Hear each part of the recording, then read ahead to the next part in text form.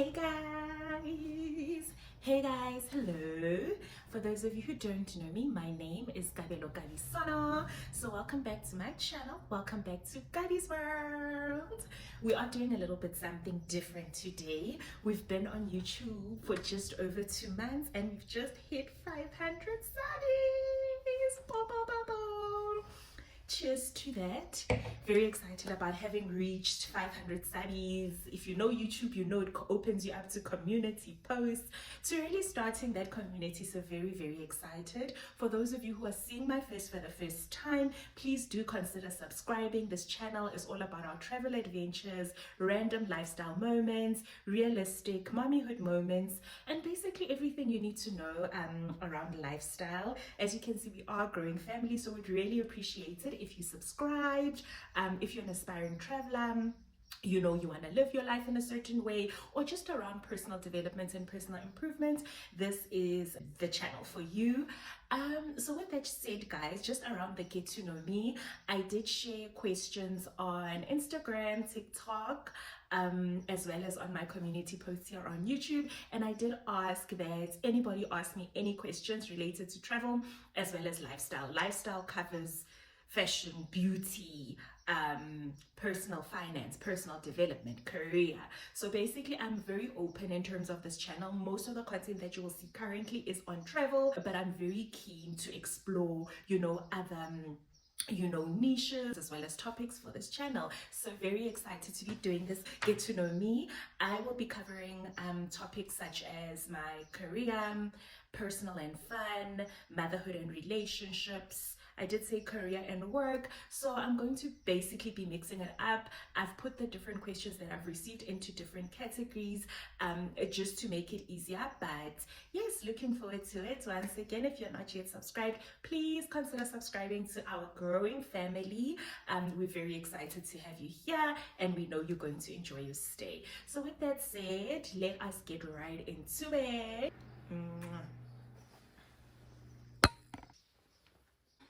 So the first group of questions was around my childhood and background. They are on my phone, so do not mind me if I'm looking down. So the first set of questions were around childhood and background. The first question is, what is your full name and what is the meaning? So you would have noticed that I call myself Kabelo Kabi Sono. Kabelo is my name. It's the only name I have. And then Sono is my surname. But everybody, especially those close to me, call me Kabi. Oh, what does it mean? Kabelo is a gift, so it is a special gift. What that means is it's a gift that's especially for you, so nobody can take it away from you. It is one that was destined for you. That's when you say ke abetswe ka kabelo yaka. So that means basically, so if I'm to say what my name means in one word, I often say my name means destiny. So it is a gift that was destined for you alone. So pretty much it's your destiny. Nobody can take it away from you, nobody can live it for you. So yeah, that's what Kabelo means. Where were you born and where did you grow up? So guys, I am a Joburg girl through and through. I was born in Johannesburg, South Africa. I particularly was born and bred in Tembisa, here in Gauteng, Johannesburg. I was born in the same house, lived in the same house all my life. My mom still, lives in that same house. So I didn't move around a lot in my childhood. It is still home. I still call it home. I still go there. I grew up in a place called Hospital View, Tembisa. If you know Tembisa a little bit, you will know Tembisa Hospital. It is in that surrounding, hence it's called Hospital View. Tell us about your family structure and your siblings. So I am raised of a single mother. I have become a single mother, and I've got 2 older siblings. One is 6 years older than me, one is 3 years older than me. Then it's me. I'm the third born from both my mom and my dad. And then I've got a brother. He doesn't like it when I call him my little brother because he's only a year younger than me. We are the best of friends. Absolutely love him. So yeah, we are 4 children from both of my parents. My mom was also born and bred in Joburg, and so was my grandmother actually. So we are 3 or 4 generations from Gauteng. So yeah, and yeah, basically family and siblings. basically what I can say. Oh, I was raised by a single mom because my dad was actually originally from Lesotho, but he was hardly ever involved in my childhood. In fact, the memories of him, I must have been 4, maybe 5. So I don't have a lot of memories of him, and he did go on to pass away while I was young. So hence I was raised by my mom's side of the family.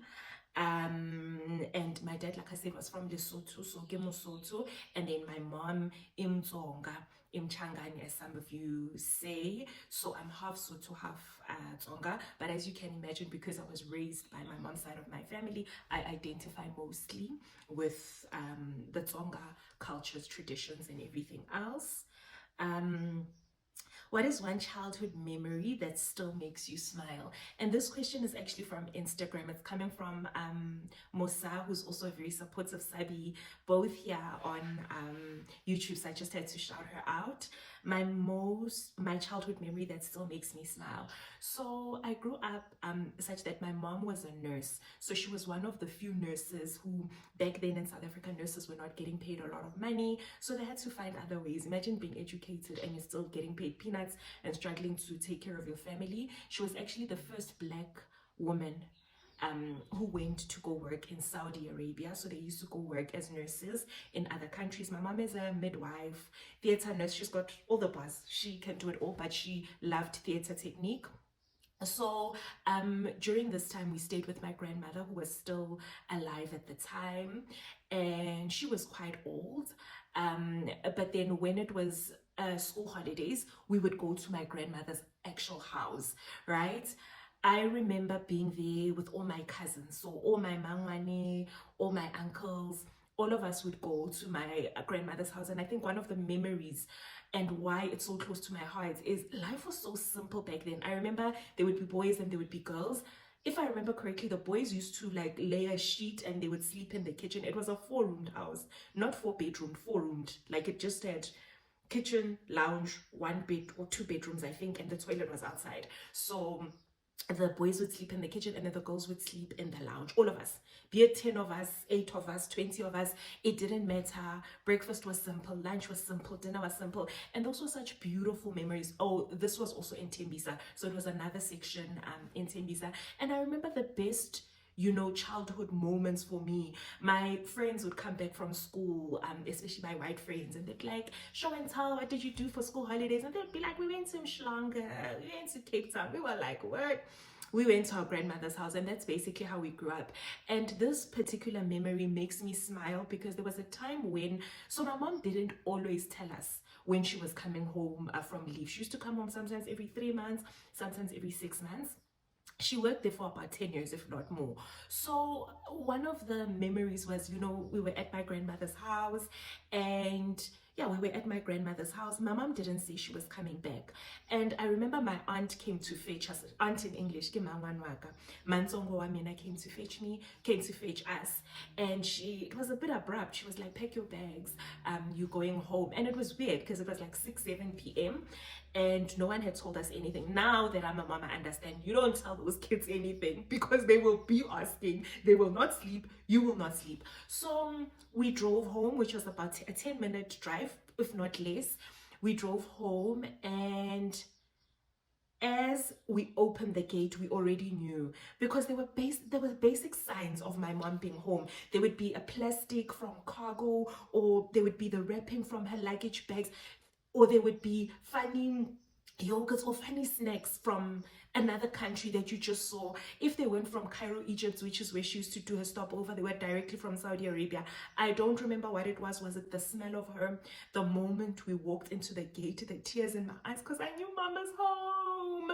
Opened the door and there she was. I remember we all ran for her. We hugged her. So I mean, as you can imagine, she was working there full time. So she did have leave 2 or 3 times a year, limited to about 3 weeks to a month.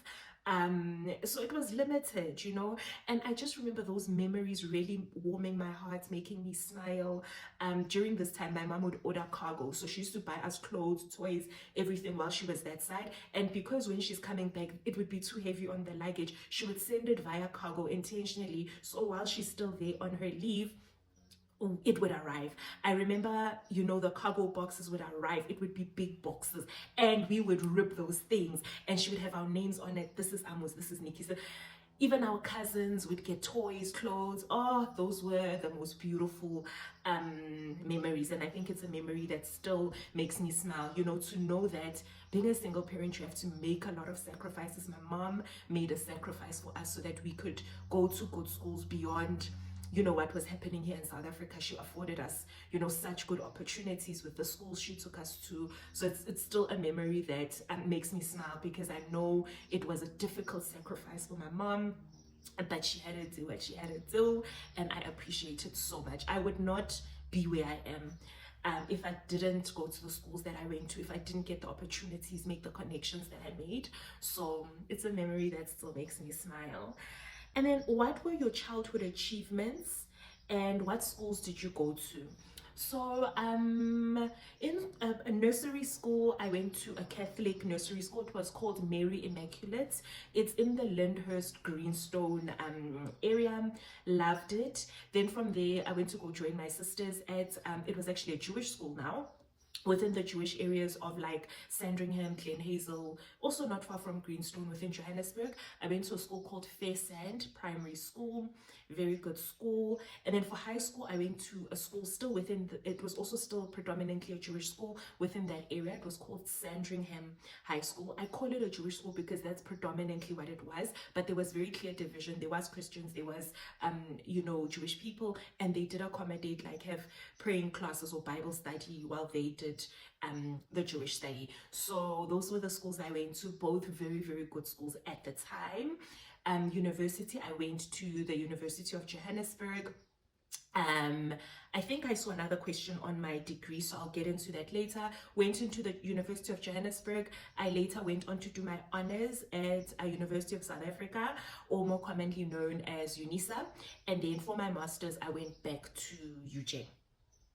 Cool. What kept you grounded while growing up, and what built your drive? So this question was clearly asked by somebody who knows that I'm very, success driven, and I'm very ambitious. I think what kept me grounded is my childhood. I grew up with a very humble mom and a very humble family. My mom always taught us not to show off, not to think you're better than other people, whether you go to the so-called better schools. She really instilled humility in us. I think another thing was lived experience of seeing people go lokshini, make it, buy these luxury cars, and in 2-3 years they come back home. It was really humbling. And what really drove me was, I don't want to say I was poor growing up. I definitely was not. I do not have that sob story of ever sleeping hungry or anything like that. But we didn't have all the extras. So we had everything we needed, but all the extras. I mean, imagine you go to a certain type of school. There are very spoiled kids there. Your friends, a lot of them have a lot of the things they want. I remember before my mom went to Saudi Arabia, there were a few things that I remember we didn't have. And I remember thinking to myself, I never want to grow up and lack. I never ever want to go through this. Hey, the school wants this, I don't have money, I have to hustle. I never ever, I was like, whatever it takes, I will not be broke. I will not be that person that buys a luxury car, then 2 months later comes back home. No shame to people who do go back home after going through divorces or after their businesses fail. No shade, no shame. But I'm just saying that's what drove me to be like, Kabelo, no matter what it is you do in life, safeguard yourself with everything you have. And I think, it made me realize that if you're not humble, life will humble you. So I think that's what really kept me grounded.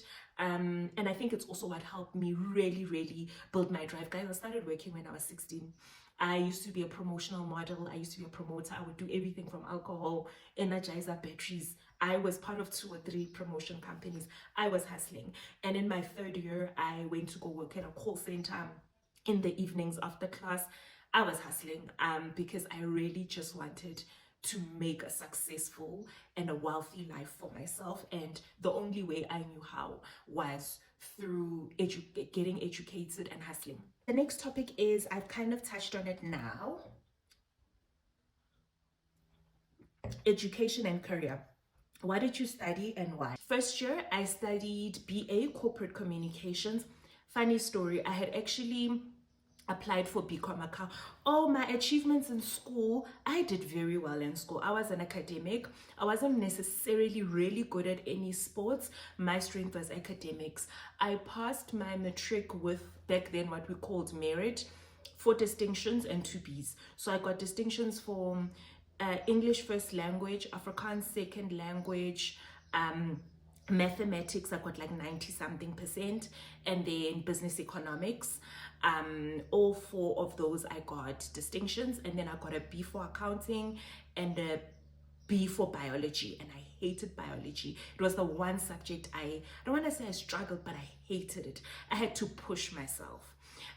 So my biggest achievement was academically doing very well. So it opened me up to have choices. So when people hear that you studied BA Corporate Communications, they think maybe you didn't qualify for a BSc or a BCom. No. Some of us knew from an early age what we really wanted to do. So that was one of my achievements in school. So going into the studying, I actually originally applied for BCom accounting. They used my grade 11 marks at UJ. They accepted me provisionally. They were just waiting for the matric results. By the time we were in matric, we did this take a girl child to work there. Went to take a girl child to work there. I'll never forget, I went to Ernst & Young. My sister had linked me up with one of her accountant friends. Yeah, I was miserable that day. Guys, I was miserable. I could see what they were doing. We went to some meetings. He made us like help him with some petty cash thing. I can't even remember what he made us do. Sweet person, sweet guy, but I was miserable. I was like, is this what these people do? I hated it. I hated it. And as much as I didn't understand it, I was like, these people sit with books and they're in board meetings. I don't want to do this. But I had already applied and been accepted.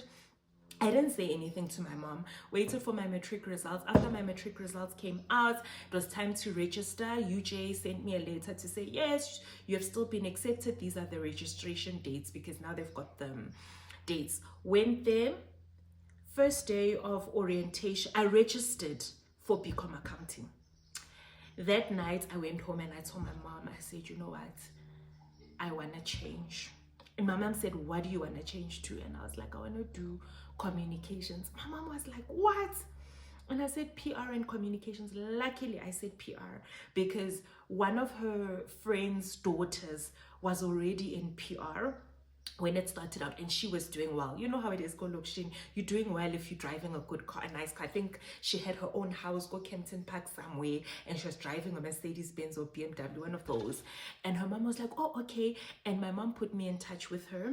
I spoke to her. I told her what I wanted to do. And then she spoke to my mom. She put my mom at ease. My mom was like, the same route you went with your sister, you are going to UJ by yourself. Daddy takes you tomorrow, and you're going to sort this out. You're going to go stand at the faculty. You're going to explain to them. They're going to register you for the right thing. Went there, they looked at my results. They're like, you changed from BCom to BA? I was like, yeah. And they were like, are you sure your marks are so good? I said, yes. They gave me all my credits and they were like, yeah, you can move over, no problem. People were lining up, begging for marks. None of that for me. So yeah, and that's how my journey started. BA corporate communication. My major was marketing management. Then that took me 3 years. Then I went on to do my honors, which took me a year or two at University of South Africa. I did my honors in organizational communication, my major marketing communication, because at this point I still knew I wanted to push the marketing route versus just specialize in communications. A few years later, I did my master's, which took me forever, by the way. It took me long. I don't want to lie to you guys. It took me really long. I did my master's in strategic communication, and my topic was marketing related, obviously. So that's what I studied. Somebody asked, why did you choose BA communications despite the negativity? I chose it because I already knew I'm good at numbers, guys. Maths and accounting, I did brilliantly, but I don't see it as a career for myself. I knew I loved business. I knew I loved speaking. I was very good at English, very good at like rhetoric, speeches, all of that. I knew I loved speaking. Yeah, so I knew I had to do something communication related. I also was good at writing. PR at the time was very big on like writing. So I knew that I was not only good at those things, I loved them. And I think my mom's best friend, having been in the industry before and me seeing her as a mentor, really gave me the hope that don't listen to the naysayers. Focus on what you focus on, and you can and will make a success of it. And I think also prayer, I prayed a lot about it even at my tender age.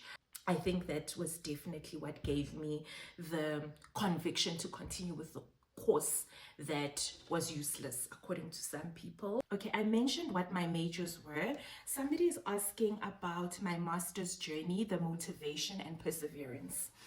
I think it's quite an important question because sometimes when you have a master's, people think it was easy for you.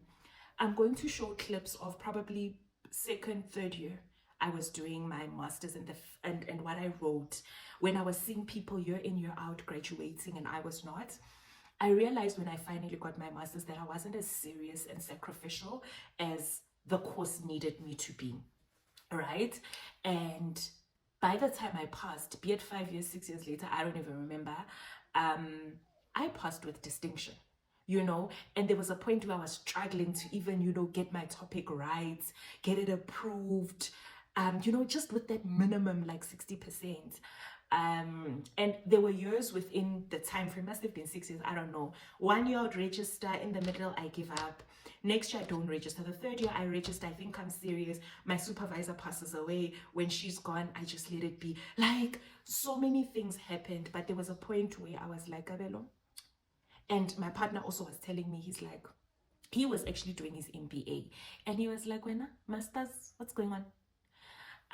And at that point, I was like, girl, when he was graduating and I could see, you know, the hard work that he put in weekends and I was just like, there you are when I sitting being a plus one. This could be you also studying. He encouraged me. My friend Dorcas encouraged me. She pushed me. My mom was always like, yo, Gabi, you're an overachiever, my child. And now if you want to do it, we're here for you. But don't feel forced. It's okay. You've got a lot going on. And she was still supportive. She was like, don't worry about the child. Anytime you need help, support, I'm here. But go do it. I think what kept me going is what I was going through just from a corporate perspective. I felt like everybody had an undergrad degree.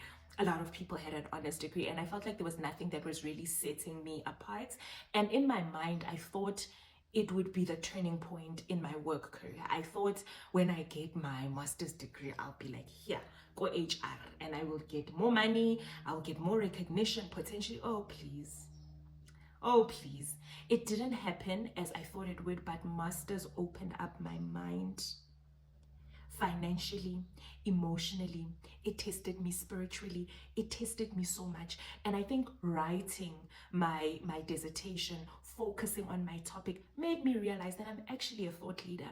And a master's is not just a piece of paper. That thesis, that dissertation, that body of work that you have put together is something that people are going to be referencing for years to come. If you're passionate enough about your topic, you can make that your career. You can speak on the topic, you know. So it opened my eyes up. It opened up my finances. It opened up so much. So I ended up being so grateful that I did it. And I honestly think my motivation mostly came from people, and it came from a false perception that things would change for me in corporate if I did it. That was my motivation. Now I see it differently because things did not change as I thought they would, but they changed much better. It changed much better, and I feel like this is something that I will get into in much more detail. It needs a sit down of its own, and I will break it down to you guys exactly how and what I mean and the things that started to turn in my life the moment I completed my dissertation and my thesis, the way my mindset shifted and allowed me to open myself up to other forms of income beyond just the job I was relying on and the small businesses I was relying on.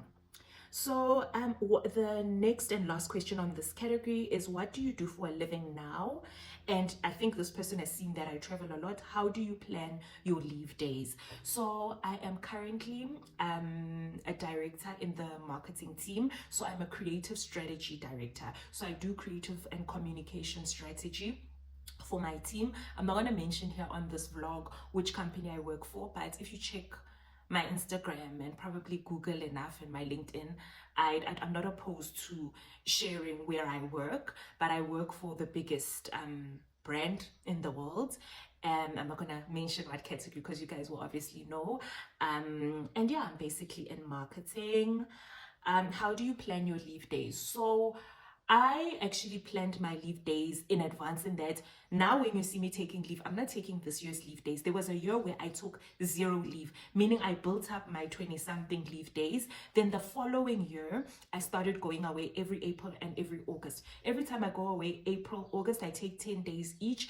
And I take 10 days each, and or even less, and I will be using the previous year's leave, if you get what I mean. So I will be using the previous year's leave, so it doesn't impact my current leave. Then the 1 or 2 days I take here and there are the ones from this year's leave. So I normally end the year with at least 15, 16 leave days that I know I'm going to use next year. So it's not like I get more leave days than people. I don't get anything more than 25 leave days. I don't know the exact number, but yeah, that's how I plan. And I go away, try to, every April and every August. Money and personal finance. Somebody asked, yo, guys, why didn't I prepare and read these questions before? Somebody asked, are you a millionaire? Yo, this is such a difficult question to ask because there's no humble way to answer. And I'm a humble person. Guys, if I were to floss, bona. But I'm centered and grounded on humility. It's one of my biggest values, that no matter what you have, don't look down on people and don't think that those things are done by you. Don't think that it's not a blessing that can't be taken away. So to answer the question, I am. Yes, I am. If you are, please share your wealth story and how you got there. I personally feel like people complicate being a millionaire. If being a millionaire means you've got more than R1 million in investments and savings and all of that, guys, it's not hard. I didn't mention my age, and I'm happy to, because I suspect the question's coming. I'm 37, and like I said, I've been working since I was 16, been in formal employment since I was 19, 20. And if you do the math, you will realize I've been working for informal employment for 17 to 18 years.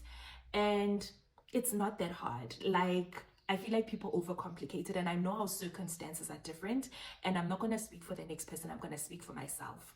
One of the things, and I think one of the things I said about my childhood, I always knew I didn't want to be broke. I have been over saving and over or living way below my means, way. If I was earning 5,000, I was spending 2.5. And when I was earning 2,000, it was in my 5,000 was in my first job, 5 or 6,000. Luckily, I do have a home in Johannesburg. I was spending 2.5. Don't ask me how. I was still contributing at home. Was I giving my mom 500? Was 500 on transport? I don't even remember, but I was living with 2.5. Then my second job, I was earning maybe 11, 12. I was living with 6,000 rand. And that's basically been my notion. If I earn 20,000 rand take home, I live within 10,000. If I earn 50,000 rand take home, I live within 25. And I save half. Saving half of my salary, I still do it now. To this day, people are like, hey, how do you drive the car that you drive and you still save half? Guys, I've lived below my means for so long that I have enough to be able to. Basically, that's it. And if you the reason why I'm saying it's not hard, guys, if you've been working for 17, 18 years, I obviously don't earn 20,000 rand. I earn more. But if for 17 years, I think I started, yeah, if for 10 years, you earn 20,000 and you save 10,000, that is already 1.2 million in 10 years, just from savings. I'm not even calculating the interest from your savings. I know that there are emergencies and things that happen, but those things don't always come up. The same way you always have emergencies, there's always influxes that come from different pockets, especially if you run businesses or you hustle. So I'm gonna simplify it and say, if you earn 20,000 and you live within 10,000, you save 10,000 rand a month. Within 10 years, you're gonna have 1.2 million. Say by some miracle, after 10 years, you still earn 20,000. In 20 years or 18 years like me, you've got more than 2 million. So in my mind, I'm not judging anyone, but in my mind, if everybody lived like that, everybody who works well would be a millionaire.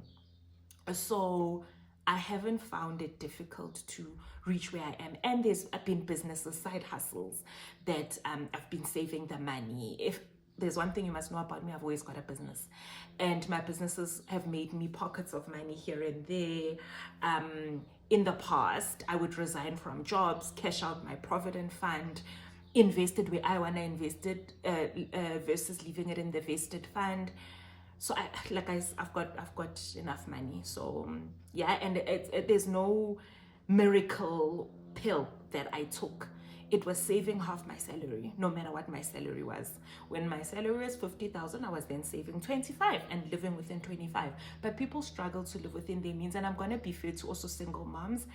As much as I am a single mom, and I'll get into it in the family, I do have support from my co-parent, financial, emotional, and so I don't feel the financial burden of being a single mom. So I'm able to provide my share and also make sure that I safeguard our futures. Somebody is asking, how are you able as a single mom to travel and live this life?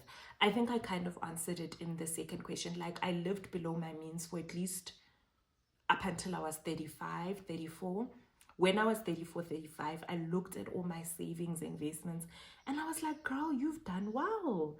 You have done so well for yourself. Now it's time to start living. Even with my starting to live, I started traveling more, but I still stuck to the principle. Paid off what needs to be paid off to free up my monthly income so that I can continue to save. So I think based on this, I realized there was a lot of questions and a lot of them were quite repetitive. If you guys are interested, please do comment down below. I'm also keen to share part of my personal wealth or personal finance story, a little bit more tactically what I do, how I budget, and if you're interested in that, please do let me know. Now we're moving to travel and lifestyle. How do you budget for travel? Nonjabulo asked this question. So I'm fortunate enough that I work at a place that if you work hard, you will get a decent bonus end of the year. And what I've done, I've been there for 6 years now. So what I've done every year for the past maybe 4 years is what I take home from my bonus, I would put aside around 100K towards traveling, or what my friend calls umboxo, imali umboxo. And for me, my form of boxing imali is travel. I would put aside 100K for the year to travel, and that comes around March. So I told you I travel in April and August. So the previous year, wherever I've decided I'm going in April, I would book my flights and accommodation 3 months before, meaning December, January, I'm booking my flights for April, and I'm booking my accommodation for April, December, Jan, latest. Then by the time that bonus comes in March, April, I have spending money. Then I book my August trip with that money, accommodation and flights, I book with that money, and I save that money for that trip. So that's basically how I've planned my travels. So that's how I budget for my travel. Destinations you'd like to return to and why? I would definitely love to return to the country I went to last, which is Malaysia. Guys, the food in Malaysia is top tier. Top tier to another level, guys. Like, oh, I wish I bought those Malaysian spices and came back with them. Be it noodles, be it rice, be it chicken. Yo, their food is nice. And because we went to Singapore for 4 days, Bali for 6-7 days, and then Malaysia, it was past 10 days. So I was going with a child. We were already exhausted, and we didn't end up doing a lot of the activities we wanted to do because we were just all energied out. Luckily, we had booked a really beautiful hotel, so chilling at the hotel was a treat. Swimming at the hotel pool was a treat. So I would really like to go back to Malaysia because I loved the people, loved the culture, just to explore, and for the food. I would also continue to go back to the UAE. Love Dubai, love Abu Dhabi. Would definitely go back.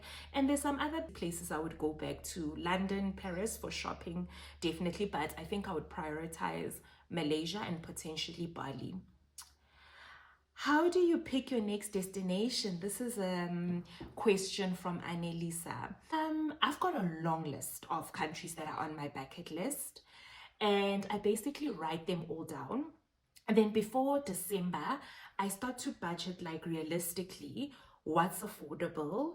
Yeah, so I narrow it down based on what's affordable. I also look at places that are suitable in terms of weather and price around April, August. Like if a place is hectic touristy times, everything is expensive. Or if it's hectic winter or rainy season, I avoid it. So I kind of narrow down based on that. And then I also narrow down based on realistically what my budget is. And on any given year, I've got about 10 destinations I want to go to. So as I work through the process of elimination, I finally land on what's next. I also try to, what you will notice, group countries together. So if I'm going to Asia, I've always wanted to go to Bali and Singapore. So if I can do it in the same trip, Malaysia was never top of my list, but if I can have the opportunity to go there too, then I group them together. You get what I mean? So that's how I plan. Where do you shop for your vacation items? I shop we have always shopped for, especially our mommy and me outfits. It's an online store very similar to a Shein. It's called Pet Pet. They have a lot of mommy and me stuff. I know Shein and Temu now also do, but I feel like their range is very limited. I shop, first priority, I go to Pet Pet. So I was doing the Chinese online shopping way before anybody did. One of my businesses, my supplier was actually there. So I shop number one at Pet Pet. I shop at Shein. I shop at Temu. And then like shoes and stuff, I will go to your Nike, your Adidas, you know, the normal stores, because I don't really trust those shoes too much. I'll get quality shoes. So yeah, that's basically where I shop. And then lettuce items, I normally buy my stuff first, and then lettuce items we top up to match mine. We go into store, she flips on what she likes, and yeah, we'll just go to a normal mall, like a Mall of Africa. She'll pick up, go to various stores, pick up what she likes, and we take it from there. But the base of our items, Pet Pet, Shein, Temu, are the main places. And then yeah, family and motherhood. Did you imagine yourself as a mom, and has it met your expectations? I always imagined myself as a mom. Always. I always knew that I would be a mother. I always knew that I wanted to be a mother. I imagined that I would be a mother of 2 or 3. The same way I always imagined I would be married. And I did get married, but it didn't work out. But I always knew I would be a mom. I, however, never imagined that I would be a single mom, or I would be doing motherhood the way I am now. But as life or circumstance would have it, this is how I'm doing it, and I'm honestly making the best of it. And if I'm being honest, I'm really enjoying it. Has it met your expectations? 100%. It's actually exceeded my expectations, guys. It is such a beautiful journey. Yes, it's difficult at times. Yes, it's difficult doing it alone for the most part. Yes, I do have, supportive co-parent, but for the most part, most things are on me, and it's not easy. And I think it's a question I always get, like when people ask, don't you want more kids? Guys, I want more kids. I think I do. But what I'm not willing is to be a single mom again.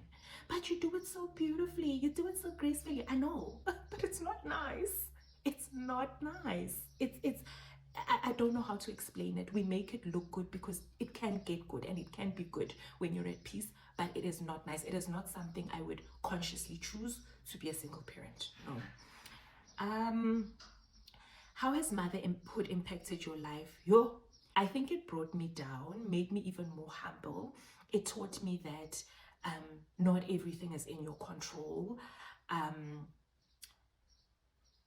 Guys, maybe the question should be, how has it not impacted your life? Because it's impacted every sphere of my life. Even in terms of career, I'm still ambitious, guys. I'm still career driven, but I'm gonna be honest, less so, because if I have to choose between my child, my family, and work, I'm choosing my child and my family. Whereas before, I was leaving the office 9, 10, and this was the norm.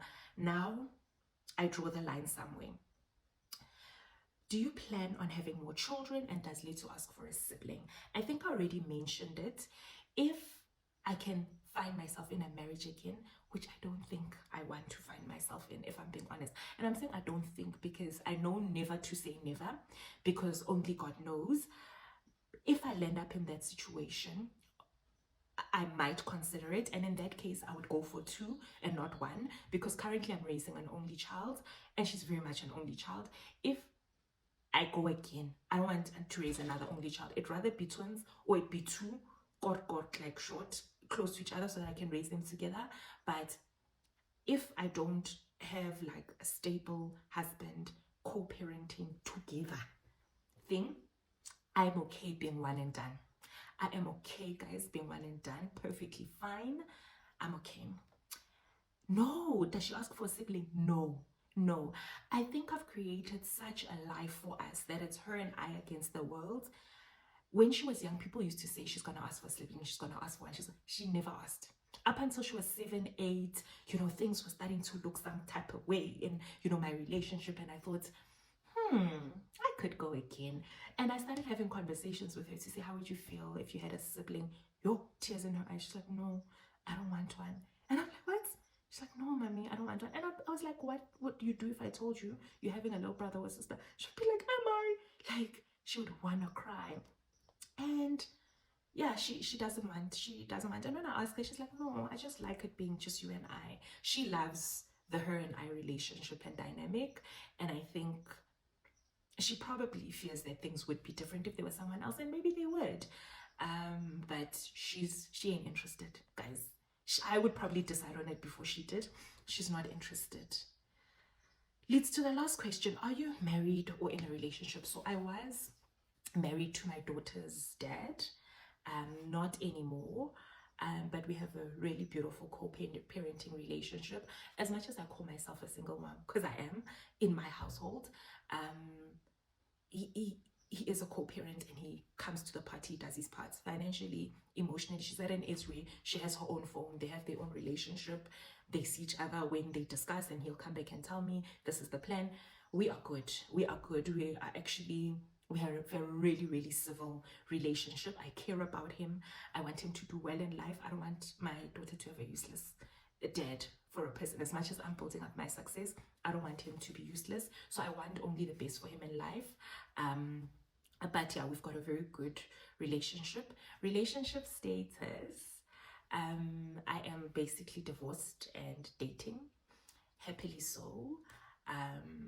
My romantic relationship is not something I'm planning to feature on this channel, guys. There's so many other things that I want to discuss versus centering men. I'm very much around, I'm not a feminist, but I'm very much around decentering men wherever possible. So this channel, I don't even think I'll show snippets of that part. If I do, it will be very coincidental, but no. Last section, fun and personal. Are you an introvert or an extrovert, indoors or outdoors? I am definitely not an introvert. I used to be growing up. I was very shy, but because I was good at like speeches, writing, I started to find my voice at school. And I think my career choice, really doing PR, you need to negotiate with media, you need to appear at events. I found my voice in my very early days doing PR. And I think I'm more of an extrovert than an introvert. But I think, what do they call us? An ambivert. I'm right in the middle, guys. I prefer my own space. I prefer my solitude. I'm definitely not the one who doesn't enjoy her own company. I love being alone. Oh, guys, when I'm home alone, I rejoice. I love quiet weekends. In fact, I love winter because no one is inviting you to funny things. You can just sit at home in peace, relax. So I really love that, but I also love going out. I've got a lot of friends, not a lot, but I've got enough friends going out, seeing things. Really, really love that. What is your favorite hobby? Oh, guys, at the moment, the way my life is set up, I'm unable to even do my hobbies. I love active things. Like, I was a netball player. I am a netball player, part of a netball club, but I haven't been in maybe a year. I take my daughter, but I don't go.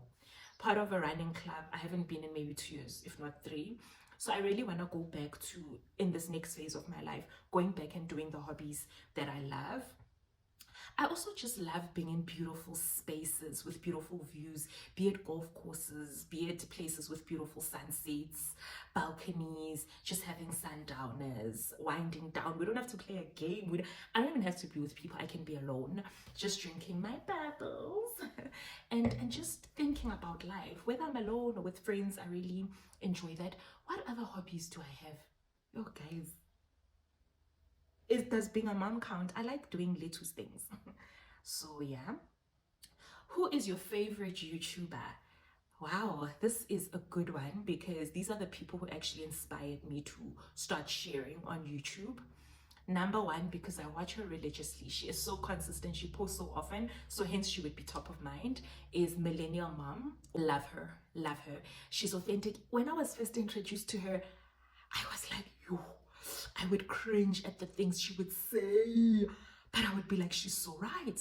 She's so right. And then I started to realize the more I watched her that I love her because she reminds me of me. And the only reason I used to cringe at the things she said was because they were around motherhood or deadbeat dads. I cannot relate to having a deadbeat dad for my child.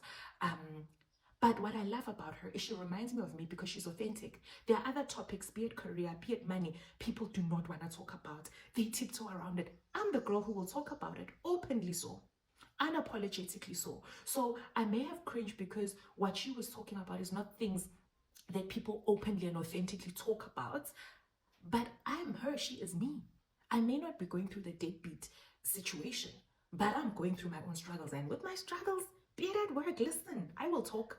I will be the first to talk. Fire me if you want to. So yeah, she's my favorite. Snegugu, also absolutely love her and her content. Love her. I relate with her a lot. And yeah, she really got me into regularly watching YouTubes. I also love Paelo Chavalala. She started to be a little bit consistent. Love her personality, love what she stands for, loved watching her journey. So I love her. Who else? Those are the three I watch. Oh, Tando Ngwenya, Mrs. Crocs. Love her. My daughter is at the age of one of her daughters. We watch Tando together. Leto will not let me watch Tando's vlog if she's not watching. We love her. We love her family. We love her. Definitely those four. I relate to all of them in some or other way. And then what is your favorite scripture or life quote? Oh, let me first go with what are you most grateful for? What I'm most grateful for, oh, probably what I mentioned initially. I come from a very close-knit family, two older siblings, my brother, my mom. We're very close, also with the kids we have now. Very, very close. And I honestly feel like they are my biggest blessing. Guys, I would be nothing without my mom. My mom is my best friend. Like, my mom was very strict when we were growing up, but I remember when I was going through my divorce, she became like the best friend that I needed. Guys, if I felt like I was going through anger about certain things, Bona, my mom was carrying that anger proudly times 10. Like, yo. And that's when I saw that, guys, your mom carries your pain. You think you're in pain. If you're in pain, your mom feels. See it when Letu's sick. When Letu's sick, I hate being sick, but I'll be like, please, can I just carry it for her? My mom and I are best friends. Speak to her every day, sometimes more times a day. Besides me personally, she is an amazing grandmother. She is the biggest part of my community. I never have to struggle when it comes to my child because my mom is always willing to assist. Even if she had pre-plans, Oya society or baya function, she will gladly take Letu with her and say, no, there'll be other kids there. Let me take her. So my mom, my older sisters, guys. My older sisters, they're both so different. We're all different from each other, but we find the commonality and we absolutely love each other. They are my everything, guys. And then my brother, I did say that we were raised by a single mom. I feel like my brother took on the position of man of the house as the youngest member in the family from the time we're very young. That guy's protective of me, guys. Plus, he goes to gym. So you can just imagine, nobody's gonna touch me. Nobody's gonna rip me off. I remember I once had a house where the people didn't want to, my brother got there. Washubu misinda. So, guys, my family is, and obviously my daughter, my nanny, are my immediate family. So family, oh guys, I have tears in my eyes thinking about how lost I would be without them. Through everything I've been through, the positives, the negatives, they have been my one constant. And I think overall the thing I'm most grateful for is family. And then, what is your favorite scripture or life quote? I feel like my favorite scriptures and quotes change depending on the season that I'm in at that time. You know, something that's informing what I'm feeling at that very moment. With that said, which scripture? The strongest one that comes to mind is Proverbs 3, verses 5 to 8. No, verses 5 to 7. And if I'm to paraphrase it, it's all around surrendering to God and not leaning on your own wisdom or understanding. Surrendering it all to God and giving it to Him. Maybe let me quickly get my Bible. Let me see. Proverbs is in the red one. Zechariah. Got it. Okay. This is it. Proverbs 3 verses 5. Trust in the Lord with all your heart and lean not on your own understanding. In all your ways acknowledge Him, and He shall direct your paths. Do not be wise in your own eyes. Fear the Lord and depart from evil. Because I've worked so hard for the longest time, and why it's speaking to me in this phase that I'm in, as much as I've always been Christian and prayed for my journey, I've also believed that I've had a hand in successes, and I've always believed that if I do this, this will happen. If I do this, this will happen. I'm in such a phase, especially within my career, within the work that I'm doing right now, that I reached a point where you were doing everything you possibly can for that promotion, for that recognition, everything in your own power. And that recognition was not coming. That pat on the back was not coming. That promotion was not coming. This scripture humbled me, and it said, girl, do not be wise in your own eyes. Trust in the Lord with all your heart and lean not on your own understanding. It forced me into a position of absolute surrender. I'm now in a phase of surrender. God, I follow you. God, I listen to you fully. Not maybe if I try this, not to say I'm silent, but I am in my stillness and listening and following era versus my doing era, because my doing era as of the past 2 years has done zero for me in that part of my life. So yeah, guys, that's probably my favorite scripture right now. I'd like to do a lot more sit downs, break down certain topics, be it travel related, finance related, fashion related, personal related, motherhood related. I'd like to do more of them. So I'm keen to hear in the comment section which parts you'd like me to expand on. Do you want a part 2? If you want a part 2, please feel free to leave questions down below. And if I have enough questions, 5 to 10, happy to do a part 2. But for now, I've really enjoyed doing this, and I hope you enjoyed watching it. I really hope it is not too long. But yeah, guys, thank you so much for tuning in. Thank you so much for 500 subscribers. We are now on a road to 1,000 subscribers.